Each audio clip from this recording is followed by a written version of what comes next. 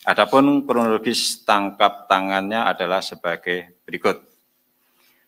Sebagai tindak lanjut laporan masyarakat terkait adanya informasi dugaan penyerahan uang kepada penyelenggara negara pada hari Kamis tanggal 6 April, tim KPK langsung bergerak ke wilayah Kabupaten Kepulauan Meranti, Provinsi Riau.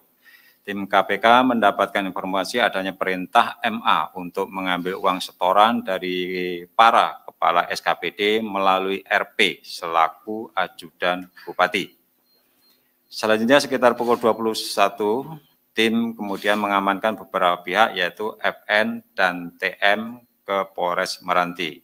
Dari hasil permintaan keterangan FN dan TM diperoleh informasi adanya penyerahan uang untuk keperluan MA yang telah berlangsung lama hingga mencapai puluhan miliar. Tim yang berkoordinasi dengan Polres Meranti langsung melakukan pengamanan di rumah dinas Bupati dan posisi MA pada saat itu ada di dalam rumah dinas. Selain itu, turut diamankan dan dilakukan permintaan keterangan pada beberapa kepala SKPD dan seluruhnya menerangkan telah menyerahkan uang pada MA melalui FN. Di wilayah Pekanbaru, tim mengamankan MFA yang ditemukan uang tunai sebesar 1 miliar rupiah yang adalah total uang yang diberikan MA untuk pengkondisian pemeriksaan keuangan Pemkab Kepulauan Meranti. Adapun uang yang ditemukan dan diamankan dalam kegiatan tangkap tangan sebagai bukti permulaan sejumlah sekitar 1,7 miliar rupiah. Para pihak tersebut selanjutnya dilakukan pemeriksaan insentif.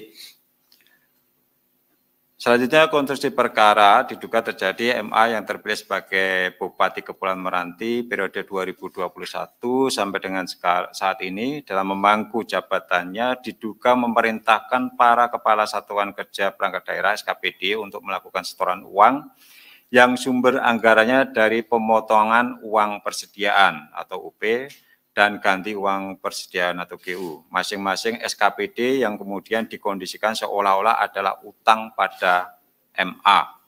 Besaran pemotongan UP dan GU ditentukan oleh MA dengan kisaran 5 sampai dengan 10% untuk setiap SKPD.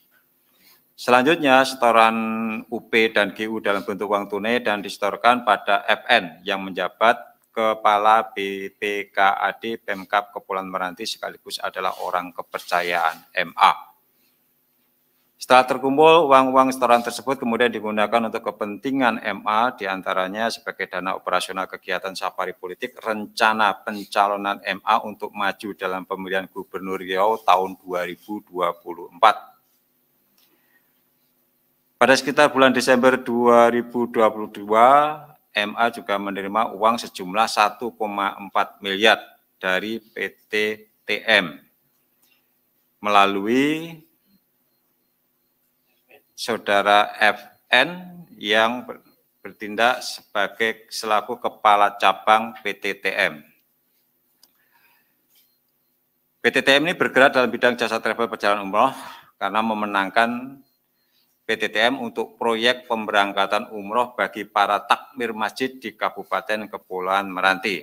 Jadi PT TM ini ada program 5 berangkat umroh 1 gratis. Nah, yang 1 ini ditagihkan juga ke APBD. Jadi yang harusnya diskon, tetapi oleh saudara MA dan FN bekerjasama ini juga ditagihkan ke APBD. Sehingga terkumpul dana dan diberikan uang sejumlah 1,4 miliar ke MA.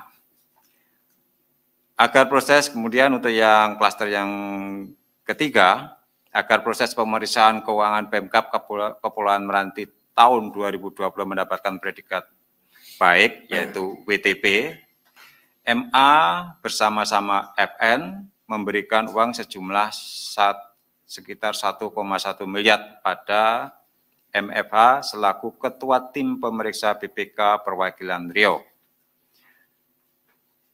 Sebagai bukti awal dugaan korupsi yang dilakukan MA telah menerima uang seluruhnya sekitar 26,1 miliar dari berbagai pihak dan tentunya hal ini nanti akan ditindaklanjuti dan didalami lebih lanjut oleh tim penyidik yang terdiri dari kegiatan tangkap tangan diamankan uang sejumlah 1,7 miliar yang terdiri dari 1 miliar itu yang diterima oleh auditor BPK dan selebihnya diterima dari SKPD, dari pemotongan uang pengganti maupun pengisian uang persediaan. Kemudian untuk penerimaan lainnya ini berupa fee proyek selama tahun anggaran 2021 sampai 2023 ini sekitar 24 miliar 400 juta rupiah.